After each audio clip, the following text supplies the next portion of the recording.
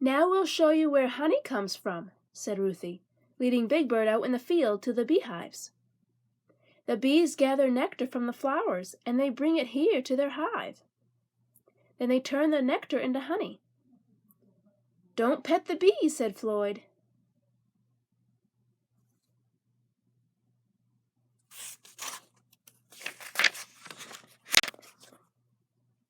Then Big Bird, Ruthie, and Floyd went to the apple orchard. "I know how to pick these apples fast," said Big Bird. Without even standing on tiptoe, Big Bird could reach every apple on the tree.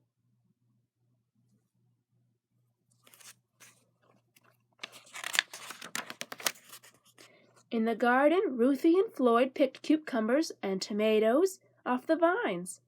Big Bird couldn't believe it when Ruthie pulled a carrot right out of the ground. "Gee," he said, "on Sesame Street we get our vegetables from Mr. McIntosh's fruit and vegetable stand."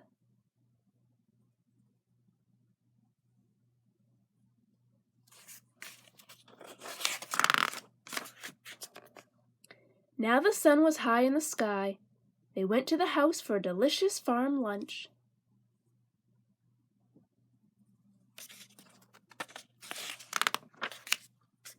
Then it was time for Big Bird to go home. "Come and visit us again," said Ruthie and Floyd, waving goodbye. "Thanks for everything," said Big Bird. "I had a wonderful day on the farm." He looked up the road, then down.